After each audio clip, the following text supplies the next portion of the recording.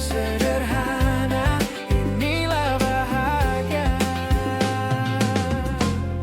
Sebenarnya ketawa kecil, cerita biasa, namun cukup untuk buat aku lega. Denganmu aku belajar, cinta itu tentang usaha. Terima kasih cinta, kerana ada. Sedap kan sambal nasi lemak dia?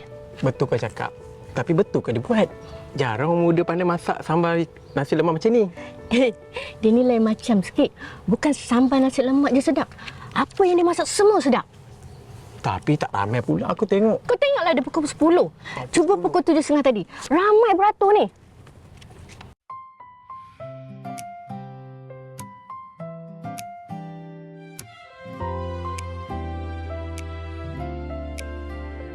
Sedap. Ada-ada je Kak Senang.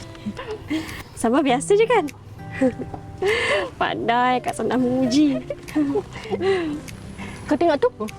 Dahlah baik hati, cantik, rendah diri pula.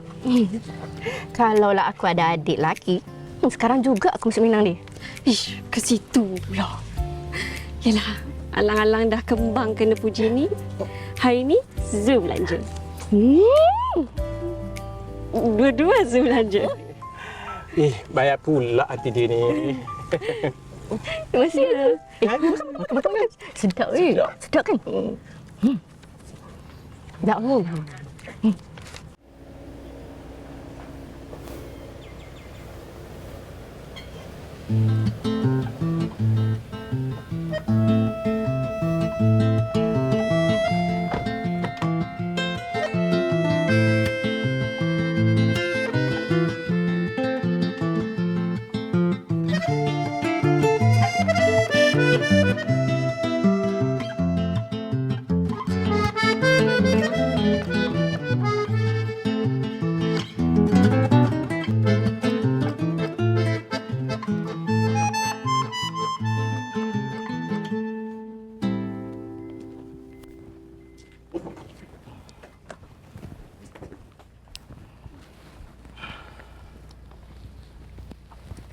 Encik, nak order apa?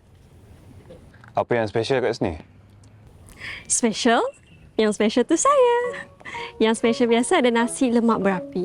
Kalau encik tak tahan pedas, boleh letak kicap. Dekat depan tu ada kuih. Boleh tengok. Bagi saya teh tarik je. Kurang manis.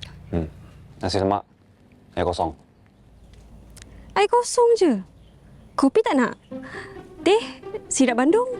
Semua ada kat sini. Tak payah. Saya kat syurga hari ni.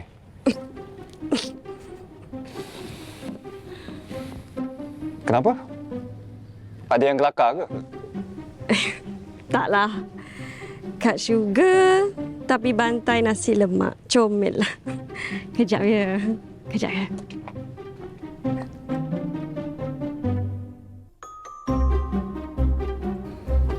Macam-macam.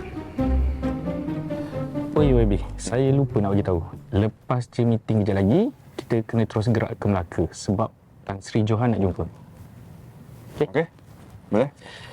Settle.